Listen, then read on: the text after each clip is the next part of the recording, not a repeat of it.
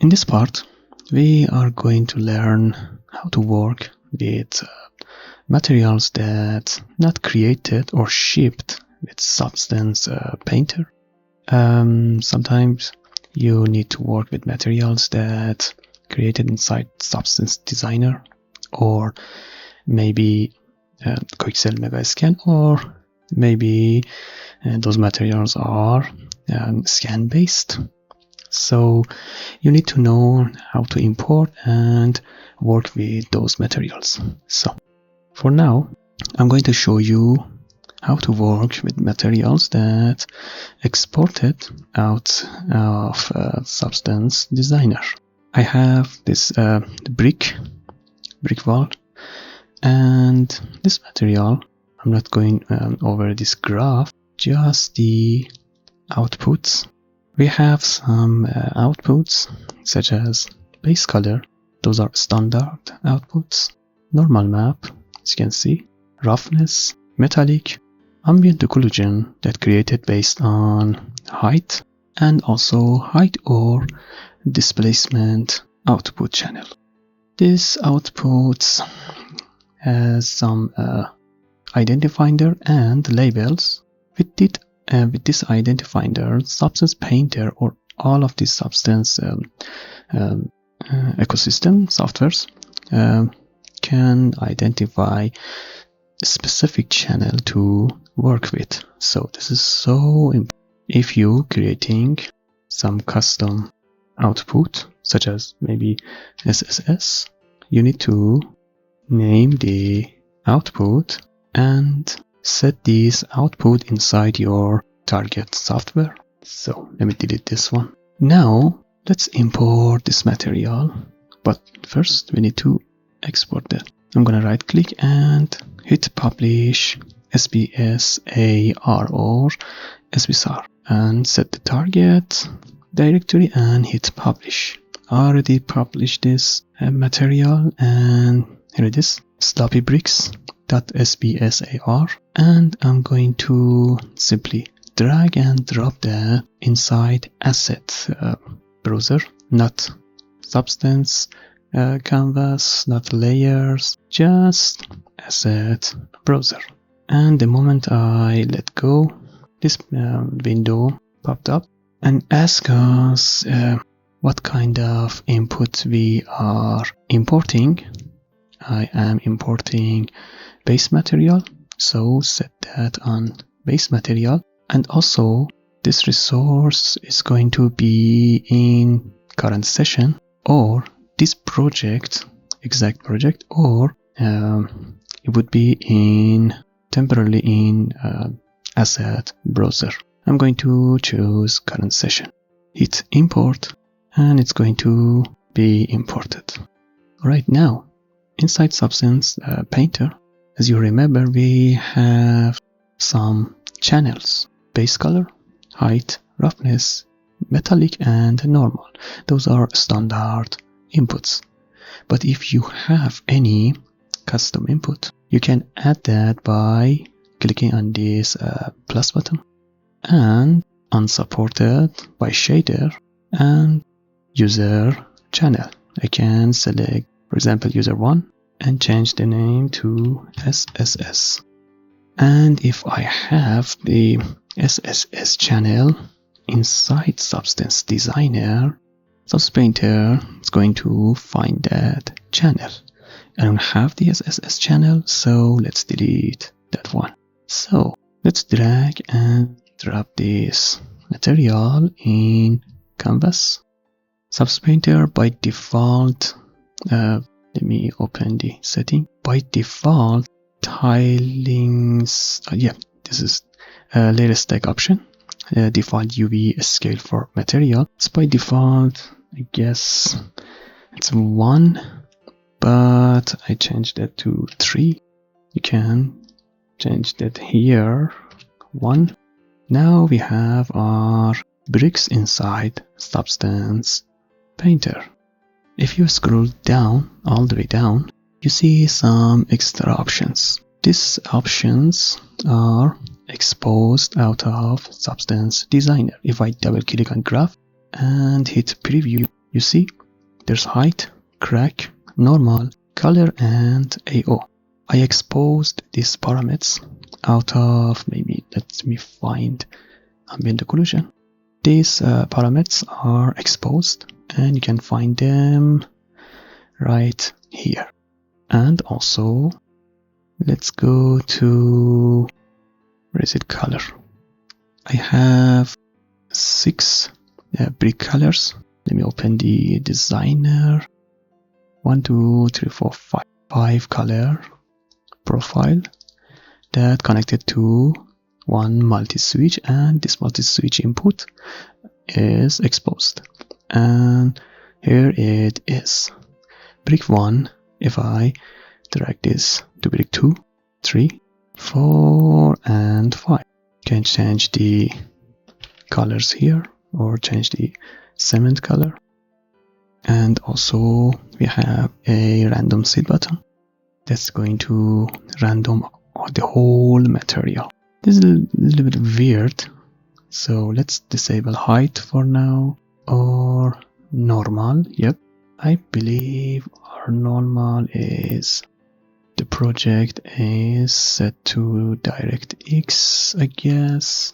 I have an option inside Substance Designer graph to switch between OpenGL and DirectX, so that's why I did. If I click OpenGL or DirectX, it's going to flip the normal map, but still it is so flat. So let's see what we can do.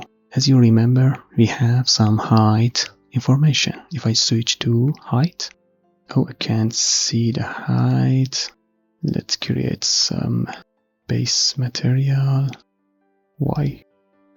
If I add a level to the height and hit auto level, yep, the level is a little bit off, and that might be Substance Painter's fault, because in here all the things are normal. Let's go back to the material. We need to tell Substance Painter to use that height and scale that to displace the surface. I'm going to add some value. This is too much, 0.05, but it is so jagged because we don't have enough subdivision level. Simply set subdivision level to edge length or uniform, it doesn't matter that much, and increase the subdivision level. Now we have our bricks. It's a little bit too much. Alright, now we have our bricks displaced. Right, let's change the color to profile 1.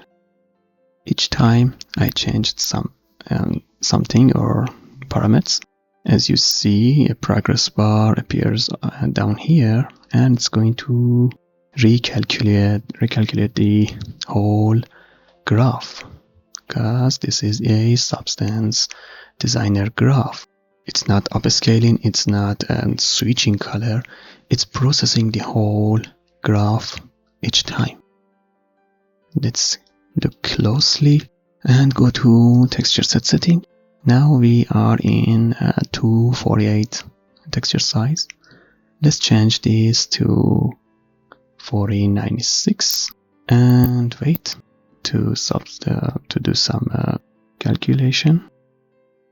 It depends on your GPU, so if you have stronger or powerful GPU, this is going to be faster than me, so that's what we get.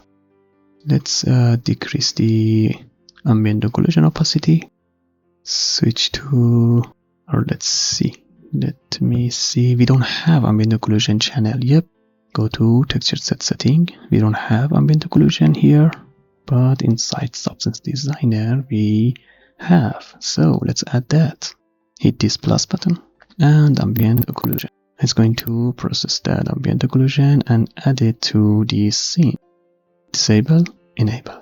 Let's select ambient occlusion and a little bit less occlusion. Alright, let's switch the brick to 4.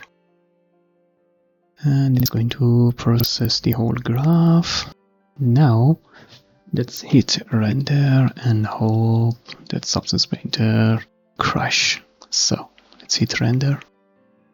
Iray can't render the normal and height together because it's not the proper render engine. I'm going to reduce the amount of normal, maybe half. Let's render again. It's the same, so it's good in viewport but not good as much in render engine. Alright, let's disable the normal channel and bring back the occlusion. Not too bad. Let's switch the HDR and disable background. In the next part, we are going over the anchor point right here and use some of these channels that is inside this substance material to add some dirt or dust or some other filters. But for now, we are good to go, except one thing.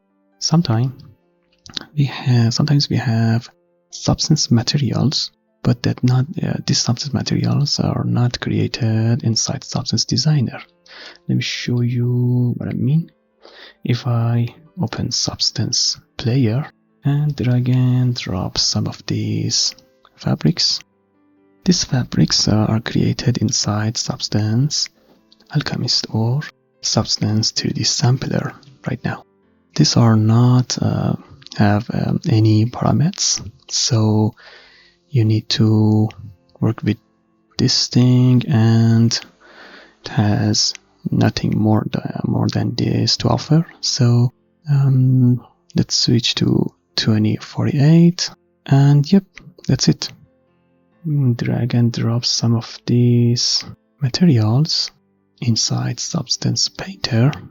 I'm going to select all of them, and there are 100, so let's drag and drop inside material library or asset browser, and let's change the kind and also add them to another directory.